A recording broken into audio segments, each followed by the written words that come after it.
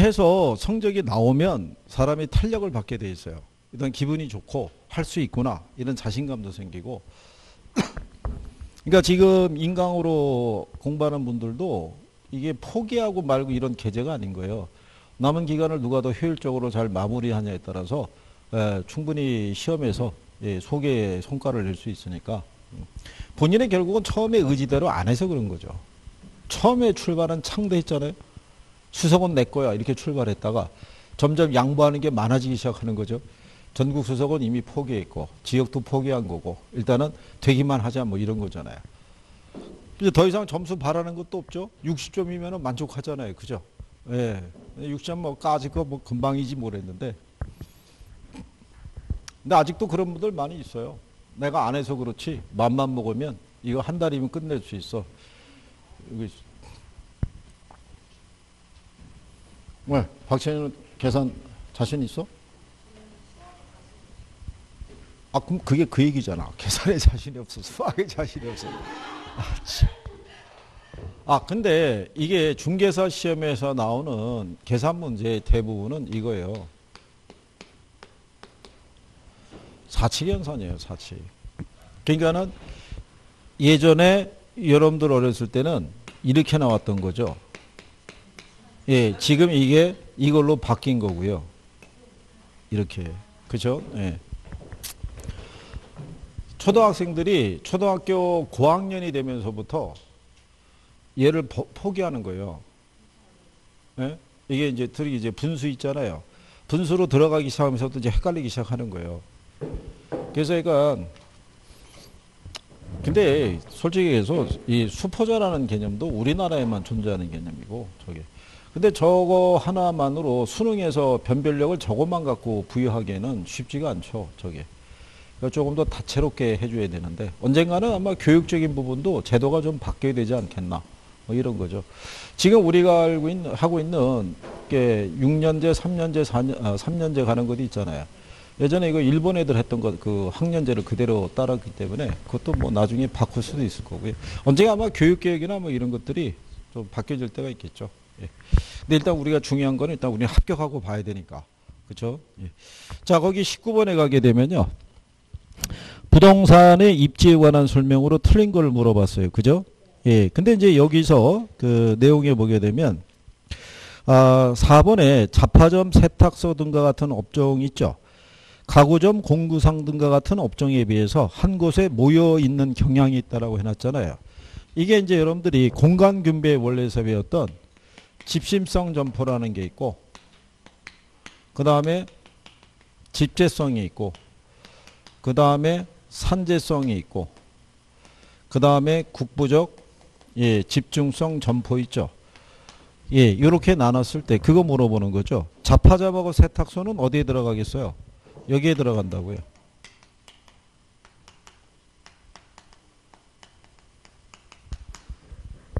그렇죠. 예, 집재성에 들어가는 거요. 요거는 이제 기업의 사무실 있죠. 사무실, 금융기관 있죠. 또는 관공서 있죠.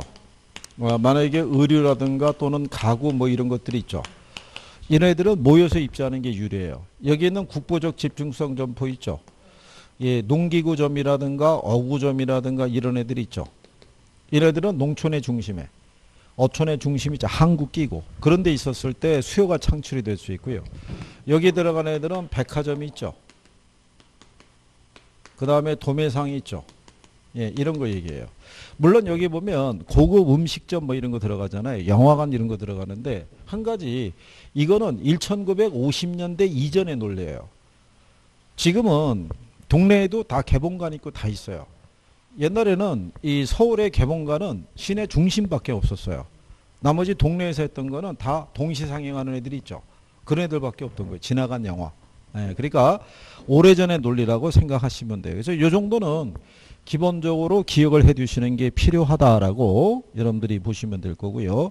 그리고 5번에 보면 부동산의 입지 선정은요. 주변의 이용 상황에 따라 결정되는 경제적 위치와 부지 자체의 물리적 위치를 고려해서 결정한다고 그랬죠. 그 두 가지를 다 고려해 주는 거예요. 어느 한쪽만 중시하는 거는 아니다라고 이렇게 생각하시면 돼요. 그죠?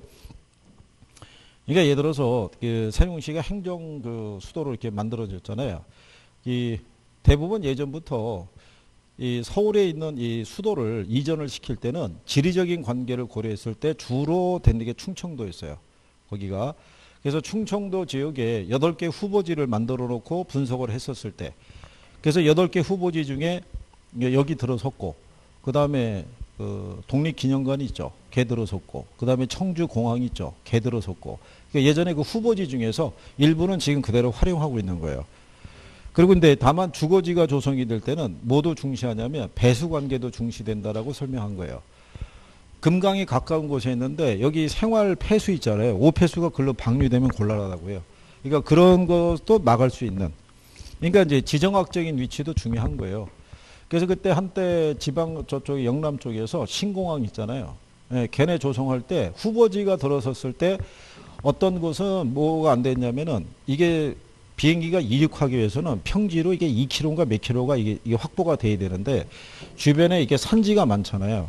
그럼 이게 공사할 때 공사비가 많이 들어간다는 거예요. 이게. 그 다음에 또 하나는 얘네가 착륙을 들어갈 때 시야를 가리거나 겹치는 부분이 있으면 또 곤란하다고요. 그러니까 그런 것까지 다 감안해서 예, 이게 이제 위치가 정해진다라고 보시면 되겠죠. 자, 그래서 이제 그런 내용을 보시면 되겠고, 그 다음에 그 20번에 가면은 배보의 공업입지론 나오죠. 공업입지론은 지금까지 여러분 문제상에서 한 2번, 뭐 그 정도 이상은 인용이 잘 안 된 거예요. 이게 잘 안 나와요. 근데 그거는 참고로 이렇게 보시면 되는 게 여러분들이 중개업을 개업하시잖아요. 그러면 제일 먼저 문의가 많이 들어오는 게 주택이에요. 예, 주택 안에 문의가 들어오고 가끔 이제 뭐가 있냐면 토지, 상가. 근데 공장 같은 경우도 상당히 좀 드문 케이스예요. 공장 거래라는 게 이런 게 그러니까 공장도 거래하려고 그러면 공장에 대한 여러분들이 노하우가 있어야 돼요. 그렇잖아요. 공장을 잘 모르는데 그거를 중개해 줄 수는 없잖아요. 그러니까 이게 이 부분에서는 이제 인용은 많이 안 되는 부분이고 다만 이제 공업 입지론에 보게 되면 대표적인 게 알프레드 베버의 이게 최소 비용 이론이에요.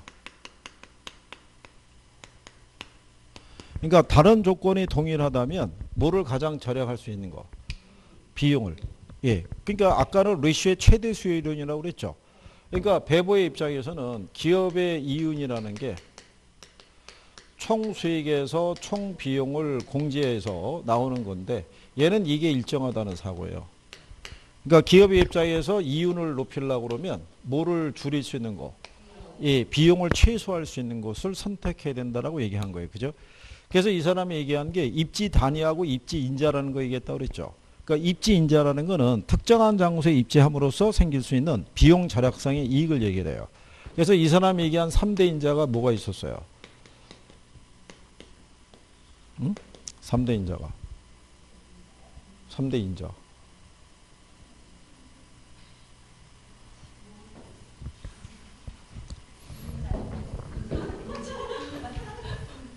지금 박재 뭐 생각한 거야? 지금 뭐 닌자 얘기하는 거야 지금?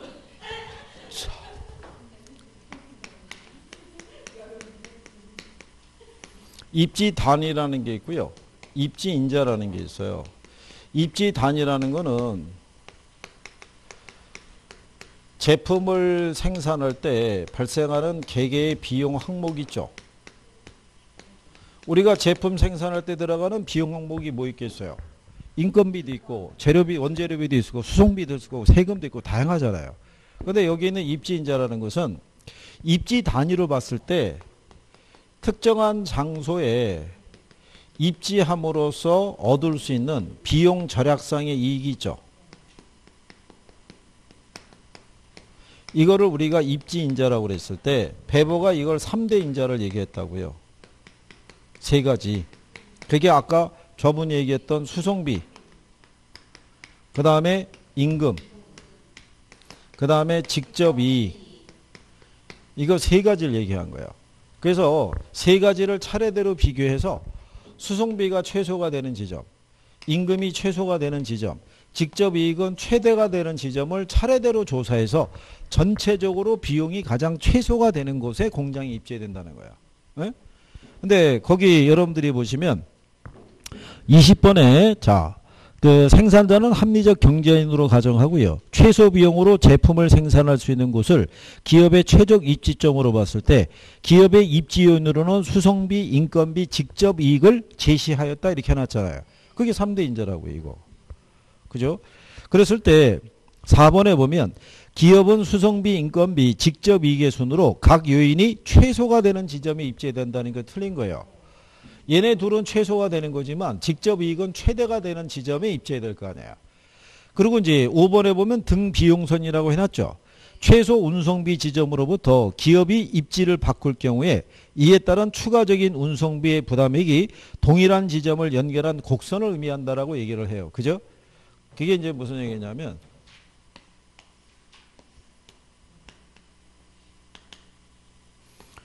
여기 P라는 지점이 있을 때 이게 최소 수송비 지점이에요.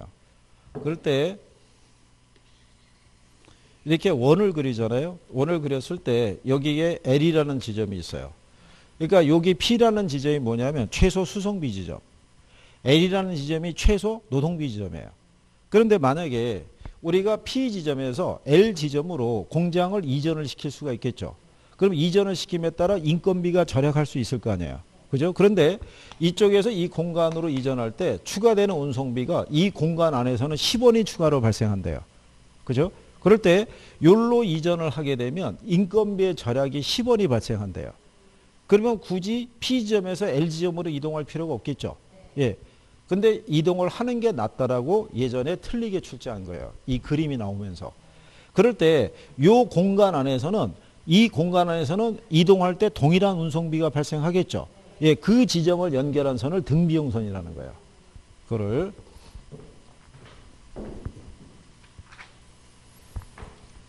자, 그리고 이제 뒤로 넘어가시게 되면 21번에 크리스탈레의 중심지론 나오죠. 우리 그때 크리스탈레의 중심지론에서 이거 배우셨어요. 뭐 배웠냐면 중심지가 뭔지, 배후지가 뭔지, 재화의 도달거리가 뭔지, 최소 요구치가 뭔지를 배웠어요. 중심지는 뭐를 중심지라고 그랬어요?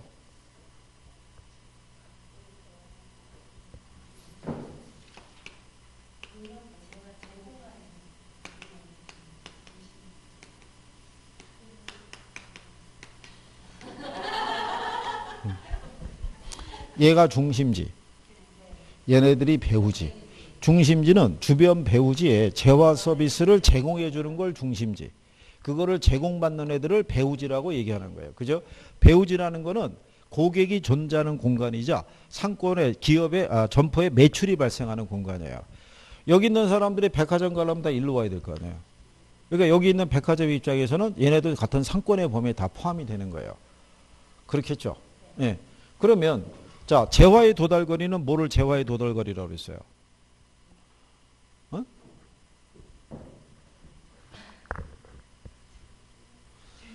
요 중심지에서 제공되는 서비스 있죠? 서비스가 도달할 수 있는 최대한의 공간 범위예요. 무슨 말인지 아시겠나요? 예, 그럼 최소 요구치는 중심지가 이 서비스를 제공하기 위해서 필요한 최소한의 인구수 또는 고객수를 최소 요구치라는 거예요. 그러니까 도시의 규모가 크면 클수록 최소 요구치가 커지는 거예요. 그리고 재화의 도달 범위도 그만큼 커지는 거예요. 무슨 말인지 하시겠나요? 그래서 이게 도시의 규모가 크면요, 크고 다양한 서비스를 제공한다고 있다라고 보시면 돼요. 그래서 거기 내용 안에서는요, 그 옳은 것을 모두 고르라고 그랬을 때, 그래서 중심지가 보면 각종 재화 서비스 있죠. 예, 공급 기능이 집중이 돼서 배후지의 재화 서비스를 공급하는 중심지역을 뭐라고 그러겠어요? 그걸 중심지. 그 다음에 디귿에 가면 최소 요구치라고 해놨죠. 중심지 기능이 유지되기 위한 최소한의 수요 요구 규모 있죠. 예, 걔가 중심지가 최소 요구치가 되는 거예요. 근데 도달범위라고 해놨죠. 중심지 활동이 제공되는 공간적인 한계로 중심지로부터 어느 기능에 대한 수요가 1이 되는 지점이 아니라 0이 되는 지점이에요. 더 이상 수요가 존재하지 않는 지점을 얘기를 해요. 그래서 니은 하나만 틀리게 준 거예요. 그리고 얘도 이걸로 끝이었어요. 크리스탈레의 중심지론이 단독으로 나왔던 건 이게 유일해요. 예, 그 이후로는 등장한 적은 없어요.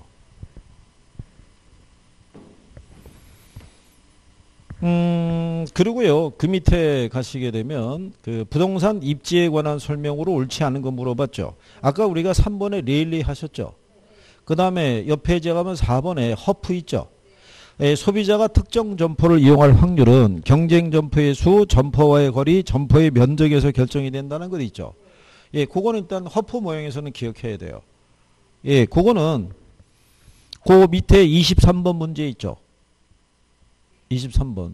거기 4번 지문에 가면 허프는 소비자가 특정 점포를 이용할 확률은 소비자와 점포와의 거리, 경쟁 점포의 수와 면적에서 결정이 된다고 봤다 그래서 유사한 지문이죠. 같은 내용으로 재활용을 하는 거예요. 그 다음에 거기 22번에 5번 지문에 보면 배부의 최소 비용 이론이 있죠. 다른 생산 조건이 동일하다면 수송비는 원료와 제품의 무게, 원료와 제품이 수송되는 거리에서 결정이 되는 거예요. 그래서 수송비는 무게 곱하기 거리에서 결정이 되는 거예요. 그래서 이 각 이론에서 중심이 돼서 표현하는 내용들이 있죠. 예, 그런 표현 정도는 알아두시는 게 필요해요. 근데 22번에 가면 2번 지문에 도심 지역의 건물들이 고층화되는 것은 토지에 대한 자본의 대체성이 낮다는 것이다 이렇게 놨죠. 그래서 걔가 틀린 거예요. 그래서 여러분들이 그거를 생산 요소의 대체성과 도시지대에서 배우신 거예요. 오늘 오전에도 수업한 거 아시죠? 이거 여기 도심이고 여기를 자본으로 놓고 여기를 뭐로 봤을 때 토지로 봤을 때 도심 지역은 토지 가격이 비싸잖아요. 그러니까는 자본하고 토지를 결합해서 생산을 할 때 결합 비율이 토지의 사용량은 적고요. 자본의 결합 비율이 커지는 거예요. 즉 토지를 뭐로 대체해서 자본으로 대체해서 즉 건물이 고층화된다는 거죠. 그죠? 근데 토지에 대한 자본의 대체성이 낮다 그러니까 틀린 거죠. 그렇죠? 우리가 지대론 할 때 이제 설명한 거죠. 근데 외곽을 나가면 반대잖아요. 토지 사용량이 늘어나고 자본의 결합 비율이 적어지죠. 이때 토지와 자본의 결합 관계를 나타내는 게 등량 곡선이고 그죠? 기울기는 이렇게 우하향하는 지수로 나타날 수 있다라고 설명한 거예요.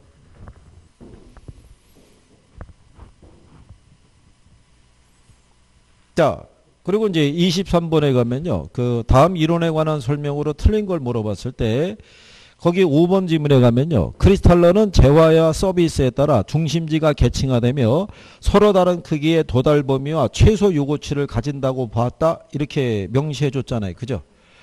이 이론에 대해서 작년에 그거를 또 활용해 갖고 여러분들에게 준 거예요. 그게 이제 아까 그 95페이지 문제 17번 있죠.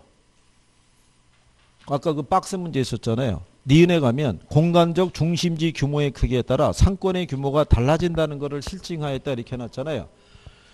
이 비슷한 표현으로 해서 이제 주는 거예요. 그러니까 기본 개념 정도는 알아두시는 게 필요하고요. 그죠? 예. 그리고 이제 23번에 2번 지문 보면요. 배번은 운송비, 노동비, 직접이익을 고려하여 그 세 가지가 뭐겠어요? 그게 3대 인자 이거. 그렇잖아요. 이를 고려해서 비용이 최소화되는 지점이 공장의 최적 입지가 된다고 봤다. 이런 얘기잖아요. 그러니까 가장 얘가 얘기하고자 하는 가장 핵심적인 내용만 써주는 거예요. 예, 그 정도만 알아두셔도 언제 이렇게 이론이 나오더라도 무난하게 갈 수 있다라고 보시면 돼요. 그 다음에 뒤로 넘어가시면 24번에 허프의 모형에 관한 내용이 나와 있죠. 얘도 처음 나온 거예요. 허프 모형으로는. 그래서 얘는 중력 모형을 활용해서 상권의 규모 또는 매장의 매출액을 추정할 수 있다고 해놨죠.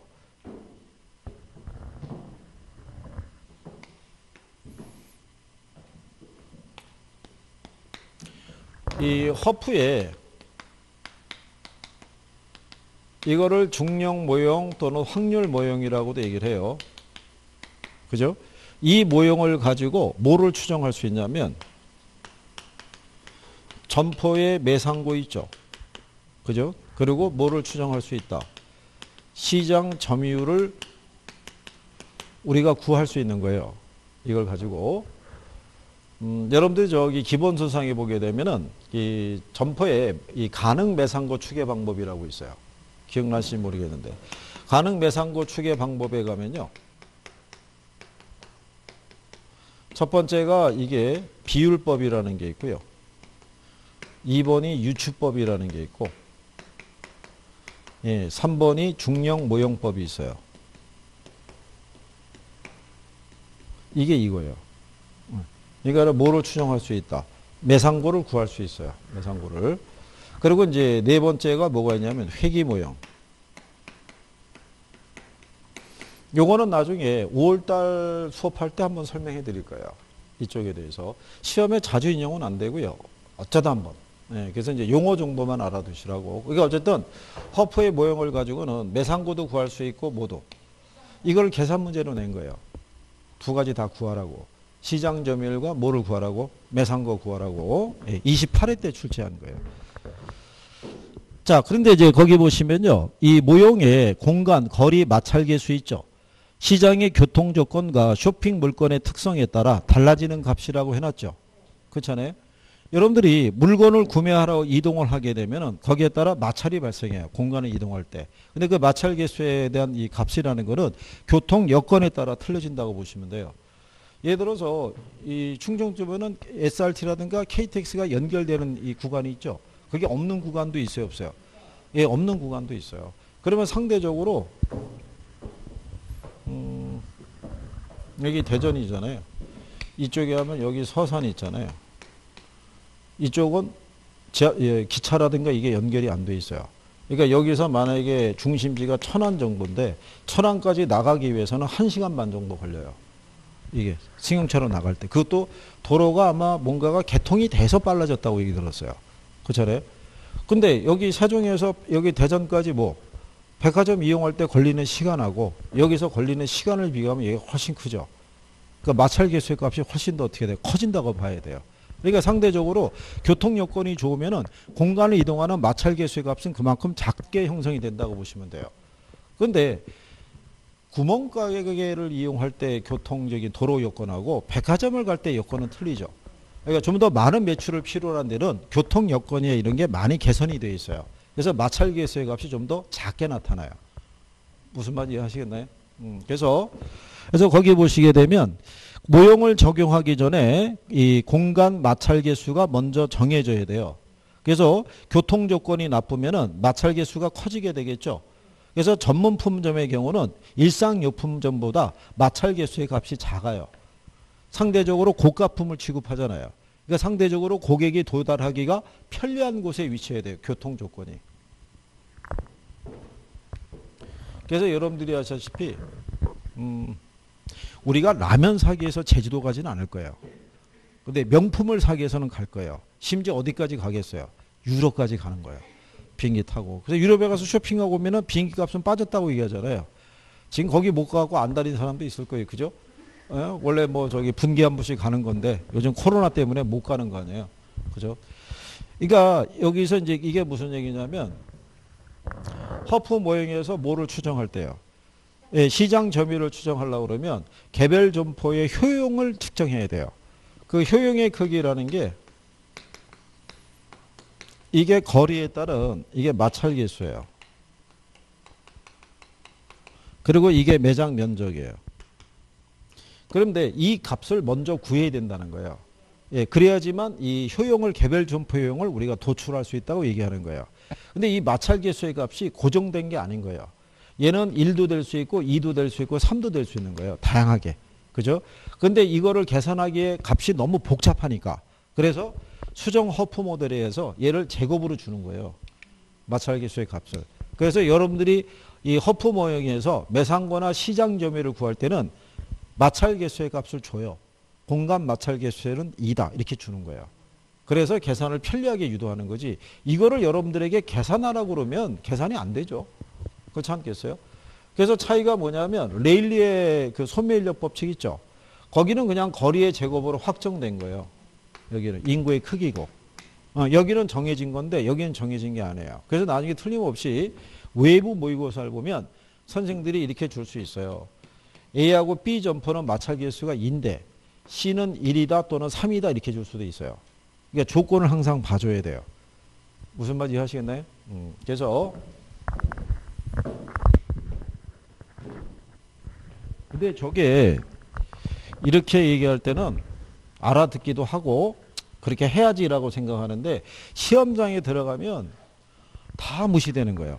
선생이 그 순서대로 그 계산 문제 풀지 말고 마지막에 풀라고 그래도 혼자 풀고 있는 거예요, 그냥. 그러면서 1차는 시간 싸움이에요. 누누이 얘기하지만. 시간에 대한 조절을 잘하면 그게 합격할 때 첩경인 거예요. 그게. 시간을 잘못 쓰게 되면 1차 망칠 수도 있어요. 생각해 보세요. 개론의 시간을 너무 많이 쓰잖아요. 그 민법 풀 시간이 절대적으로 부족한 거예요. 그래서 뒤에 민법 한 7개, 8개를 찍고 나오는 사람들이 많다고요. 그러니까 시간 배정을 잘 해줘야 돼요. 그죠? 탁 부딪혔을 때 아니다 싶으면 넘어가야 돼요. 집착하지 말고. 그죠? 그래서 실제로 망친 분 봤어요. 그분이 얘기한 거예요. 갔는데 작년에 떨어졌대요. 떨어진 이유가 왜 떨어졌냐 그랬더니 13번 문제 때문에 떨어졌대요. 왜 그러냐 그랬더니 풀 수 있을 것 같았는데 답이 안 나오더래요. 넘어갔대요. 17번 푸다가 얘가 생각이 나서 다시 왔대요. 다시 도전해봤는데 여전히 안 돼가지고 다시 갔대요. 이서 한 20번 풀다가 열받아서 다시 갔대요. 역시 안 나오더라는 거예요. 그래갖고 결국은 얘한테 꽂혀가지고 그거하고 1년하고 바꾼 거예요. 그래서 물어봤어요. 그거 푸셨어요? 풀기라 했으면 왜 5원이나 없어요. 나중에 답 나고 알았다는 거죠. 그러니까 풀 때 눈에 안 들어오면 모르는 거예요. 그죠? 거기에 집착을 해가지고 그리고 재작년에도 한 분이 그랬던 거죠. 우리 정보가치 계산하는 것 있죠. 네. 그게 2년이에요. 2년 후. 네. 2년 후가 되면 1 플러스 0.1 이게 제곱이 들어가야 되는데 이걸 못 본 거예요. 1로 계산한 거예요. 그냥 1.1로. 그러니 죽어라고 1.1로 나눠봐야 값이 지문에 없을 거 아니에요. 그 친구는 또 거기에 꽂혀가지고 왜 안 되지? 배웠는데 배운 대로 집어넣었는데 왜 값이 안 나오지? 이걸 가지고 그러고 쓰러진 거예요. 그냥 장렬하게. 이런 것을 극복할 수 있는 게 모의고사를 통해서 연습하는 거예요. 모의고 통해서. 예전에 어느 수강생분은 시험만 보면 심장이 호흡이 가빠지고 머리가 하얗게 되고 이런 것 때문에 모의고사를 안 본 거예요. 부담돼 갖고. 한 번도 안 보고 실전에 들어갔으니 얼마나 심각했겠어요. 그저겠어요? 그래서 그 다음번에는 모의고사를 조금씩 보고 이래가지고 그 다음번에는 됐어요. 근데 원래 공부를 열심히 하던 분인데 그런 심리적인 요인이 또 있는 거예요. 그게. 그래서 이제 그게 조금 불안정하면은 청심환 하나 드시고 들어가라고 얘기해요. 근데 그것도 까먹잖아요. 들어가기 전에 먹어야 되는데 끝나고 나서 먹는 거는 소용이 없잖아요. 그죠? 아니, 그 내가 직접 목격했어요. 그 격려차 학교를 갔는데 한 분이 나오다가 그러더니 가방에서 그걸 꺼내고 따들이 먹더라고요. 그래갖고 저분은 뭐지? 그런 생각이 들었다니까요. 그날 저녁에 술은 잘 드셨을 거예요. 네. 이게 어쨌든 시험장에 나중에 이게 금방 훅 다가와요. 훅 다가오면서 이제 시험 잘 보시라고 얘기한다고요. 그렇잖아요. 차분하게 잘 봐야 돼요. 그죠? 그리고 여기서는 혹시 여기서 시험 보면은 어디서 보는지 모르겠는데 같은 교실로 배정될 가능성은 거의 없어요. 연번으로 같이 집어넣더라도 그 가능성은 거의 컴퓨터로 흩어뜨리기 때문에. 왜냐하면 생각해 보세요. 산업인력관리공단에서도 관내에 중개사 학원이 뭐가 있다는 걸 다 알아요. 그렇잖아요. 그럼 학원에서 접수가 들어오면은 한 번에 같은 시간에 여러 개가 뭉쳐서 들어온다고요. 그러면 같은 학원생일 가능성이 크잖아요. 그대로 집어넣게 되면 이 반이 다 한 학원생으로 채워지는 거예요. 안 되잖아요. 그게 흐트러뜨린다고요. 홈페이지에서.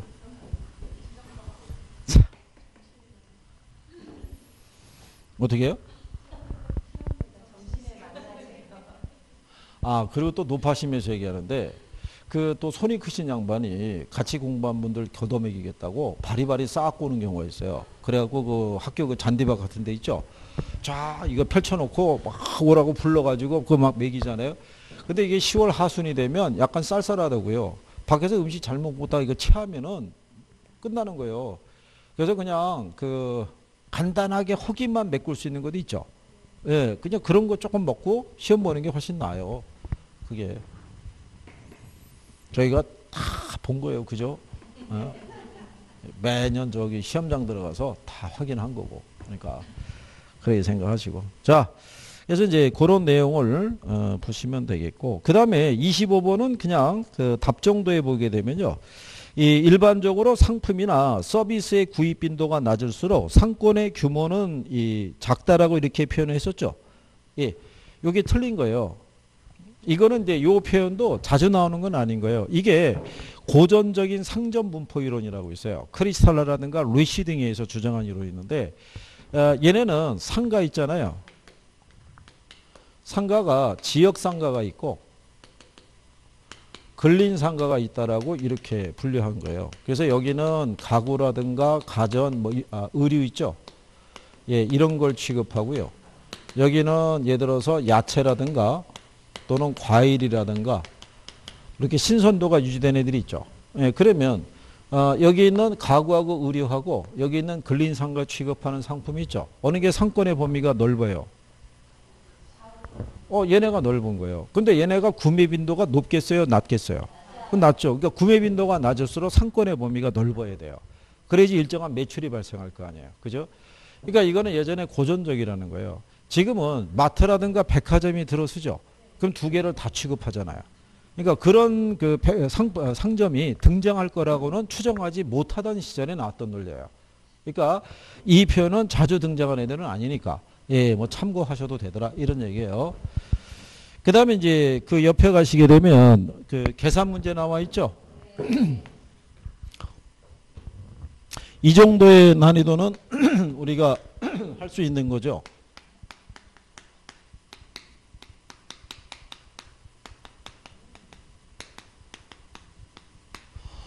레일리의 소매 인력 법칙에 보게 되면요. 유인력의 크기 있죠. 유인력은 거리의 제곱에 반비례하고 인구의 크기에 비례하잖아요. A도시의 유인력의 크기도 똑같은 거 대입하면 되고요. B도 마찬가지예요. A도시의 인구가 얼마냐면 40만 줬어요. 거리는 몇 킬로? 그럼 10의 제곱이면 100이잖아요. 그럼 공두개 사라지죠. 그럼 얘가 4천 나오죠. 그 다음에 B를 보게 되면 인구가 10만이죠. 근데 거리가 5km, 5의 제곱이면 25죠. 나누면 얘도 4천이 나오죠. 그죠? 그러면 각 도시의 유인력의 크기를 계산할 때는 두 개 도시의 유인력의 크기 있죠.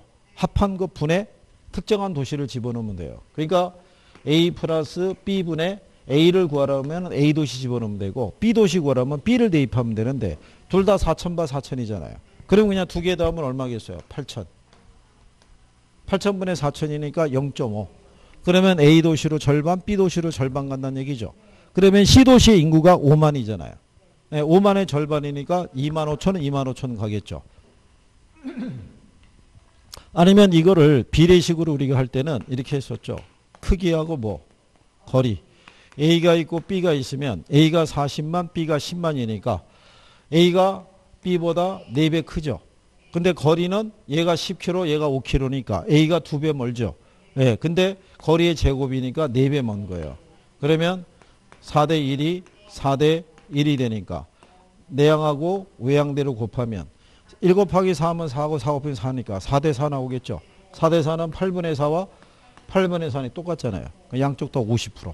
뭐 그런 내용이죠. 본인이 편한 거 선택하시면 돼요. 그 다음에 뒤로 넘어가시면 예, 27번에 보면 다음 편은 어느 시장 지역 내 거주지 A에서 소비자가 이용하는 쇼핑센터까지의 거리와 규모를 표시하는 것인데요. 현재 거주지 A 지역의 인구가 1000명이라는 거죠. 허프 모형에 의한다면 거주지 A에서 쇼핑센터 1의 이용객 수를 물어봤어요. 나설 개수는 얼마라고 줘요? 2라고 주는 거죠. 다만 시간과 거리는 비례는 동일하다고 준 거예요. 그죠? 거기 보면은 시간 거리가 5분이죠. 예, 그럼 물리적인 거리도 몇 킬로냐면 5킬로 걸린다는 얘기예요. 그러면 얘는 뭐 똑같은 거죠. 허프 모형을 대입하게 되면 거의 뭐 나오겠죠. 예, 허프 모형에서는 개별 점포의 효용을 구해야 됐을 때 여기가 거리에 따른 뭐 마찰 개수, 여기가 매장 면적이죠. 근데 요 거리는 시간 거리하고 동일하다는 개념이에요. 그러면 A를 보게 되면 매장 면적이 얼마? 쇼핑센터가 시간이 몇 분 걸린대요? 5. 근데 5의 제곱이죠. 마찰 개수가 2니까. 5의 제곱이니까 25죠. 나누면 얼마? B를 보게 되면 매장 면적이 얼마예요? 1000이죠. 근데 거리가 몇 킬로? 10의 제곱이면 100이죠. 그럼 얘는 10 나오죠. 그러면 다 구했잖아요. 두 개 더하면 얼마예요? 50.